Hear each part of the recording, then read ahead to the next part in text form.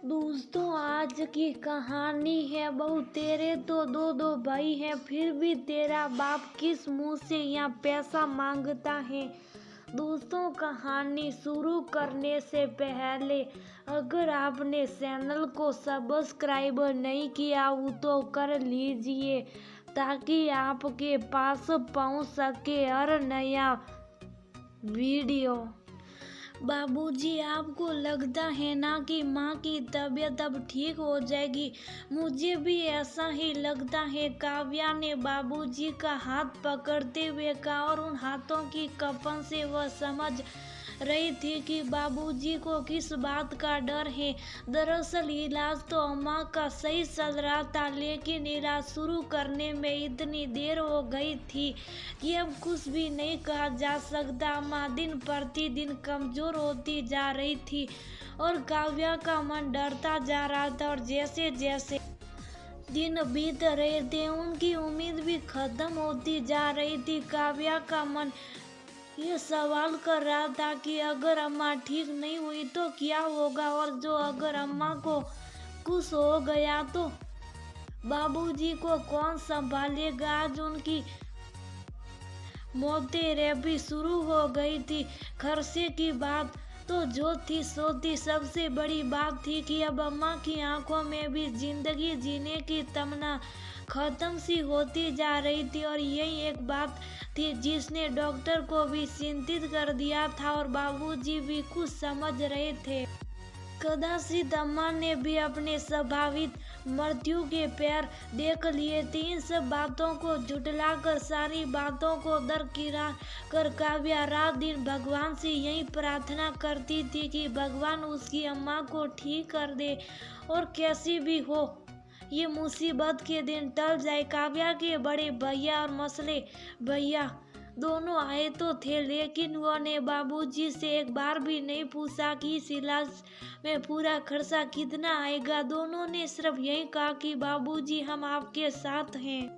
और संकोच से बाबूजी भी नहीं कह पाए थे कि इस इलाज में तो पैसा कितना लगेगा पता नहीं, और ये कहा भी नहीं जा सकता कि अम्मा ठीक हो जाएगी।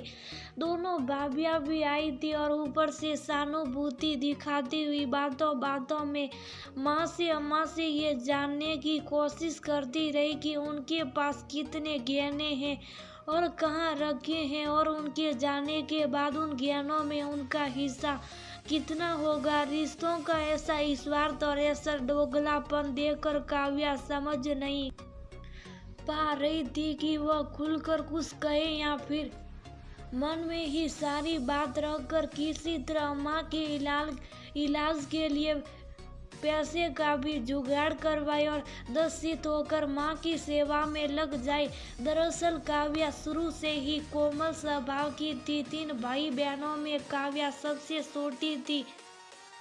वर्षा सर जी और गायत्री जी ने अपने तीनों संतान में से संस्कारों की जिम्मेदारियों की थाती तो अपनी बेटी काव्या को थमा दी थी, और घर की जिम्मेदारियों से अलग रहने और असली आर्थिक स्थिति नहीं बताकर दोनों बेटों का एक तरह से विलासी और गैर जिम्मेदार बना दिया था।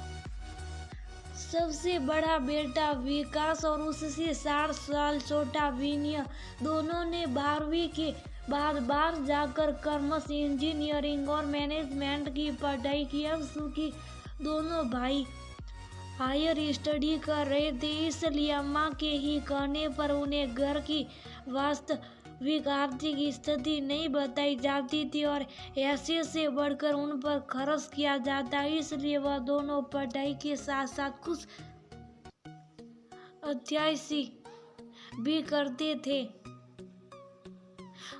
क्योंकि उन्हें वास्तविक स्थिति पता ही नहीं थी कि बाबूजी ने कितनी कर्ज लेकर उन्हें पढ़ाया था। सिर्फ कर्ज की बात होती तो और था। दोनों पति पत्नी अपना पेट काट कर दोनों बेटों को पढ़ा रहे थे। इस क्रम में ना तो दोनों फल खाते, ना दूध पीते और ना ही पौष्टिक आहार ले पाते थे। इधर काव्या सबसे छोटी थी। दरअसल विनय के बाद इन लोगों ने तो अपना परिवार समाप्ति समझा था कि विनय के जन्म के 8वें साल जब काव्या का जन्म हुआ तो दादी ने उसे बहुत ही प्यार से अपनाया और कहा, अरे ये तो कोक पोषणी बेटी है, ये तो राज लगाएगी राज। तब काव्या की बुआ ने हंसकर कहा, बेटा की क्या बात कर रही हो अम्मा, देदर बेटी राज लगाती है, ये तो 2 बेटों के बाद आई है, ये कई खानदान को बर्बाद ना कर दे। अब तो शुभ कर नंदिनी, ये मेरी पोती है और देखना ये खानदान का नाम रोशन करेगी। कहकर दादी ने उसे जब कलेजे से लगा लिया तो गायत्री जी के चेहरे की सिकन भी कम हो गई, वरना 2 बेटे के बाद बेटी होने पर वह कुछ सकू सा रही थी। 2 भाइयों के बाद काव्या पर उनका ध्यान कम ही जाता। काव्या की परवरिश में जब पैसा कम पड़ने लगे तब काव्या को बहुत बार एहसास होता है कि वह बेटी है, इसलिए उस पर कम खर्च किया जाता है। गांव के हाई स्कूल में ही पढ़ने के बाद पास के जिले में काव्या कॉलेज की पढ़ाई करने लगी थी। कॉलेज दूर था लेकिन फिर भी रोज जाती और शाम ढले तक लौट कर आती थी। उस समय गांव की बहुत कम लड़कियों ही कॉलेज में पढ़ती थी, इसलिए 7-8 लड़कियों का एक झुंड बन गया था जो मिलकर कॉलेज जाती थी और शाम तक लौट आती थी। तकलीफ तो बहुत थी लेकिन काव्या में आगे पढ़ने का और आगे बढ़ने का साथ भी बहुत था। ये करके दोनों भाइयों की जब शादी हो गई तब काव्या के ही सिर पर माँ की जिम्मेदारी आ गई थी।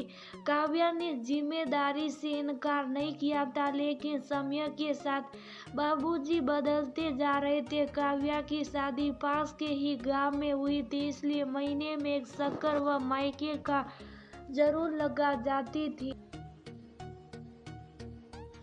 उधर काव्या की सास भी बहुत ताने देती थी कि दोनों भाइयों के रहते तुम्हें अपने माता पिता को देखने क्यों जाना पड़ता है। उनके कहने का अपना रुआब था, क्योंकि उनका बेटा और काव्या का पति रवि एक तरह से मात्र भक्त था। उनके दोनों गाल चावल के दोनों से भरे थे, वह भला भूखे का दर्द क्या समझती। इधर जब 1 साल से काव्या गाँव आती तो माँ को हर दम बीमारी पाती थी। बाबूजी भी कमजोर हो गए थे खेती पर, लेकिन दोनों का वृद्धावस्था में गुजारा हो जाता था। काव्या ने जब देखा कि अम्मा का सही इलाज नहीं हो रहा है, बाबूजी से पूछा तो उन्होंने भी अपने तंग होने की बात कहकर इस बात को टाल दिया। जबकि अब तक काव्या समझ चुकी थी कि अम्मा को सामान्य बुखार नहीं था और रक्त स्त्राव भी जब तब हो जाया करता था। इसी एक बात ने काव्या को बहुत चिंतित किया। जब उसने बड़े भैया को फोन लगाया तो विकास ने साफ साफ कह दिया, कभी अभी मैं नहीं जा सकता हूँ, तुम बगल के गांव में रहती हो, तुम उन्हें देख लो, पैसे की कोई बात हो तो बता देना। अब काव्या अपने भैया से क्या करती, अपने माँ के इलाज के लिए पैसा मांगना उसे ठीक थोड़ी ही लगता था। और रही उसके पति की कमाई की बात तो देकर उसकी कमाई ठीक ही थी। वह पास के शहर कोतमा में रहता और महीने 2 बार गाँव आया करता था। अधिकतर समय तो वह पास के शहर में ही एक रूम लेकर रहता था। अभी तक परिवार व्यवस्थित नहीं हुआ था। काव्या और उसके पति रवि जब मिलते तो इस बारे में बात करते थे कि अब परिवार को अव्यवस्थित करना पड़ेगा, लेकिन इस बीच ये हादसा हो गया। ससुर जी ये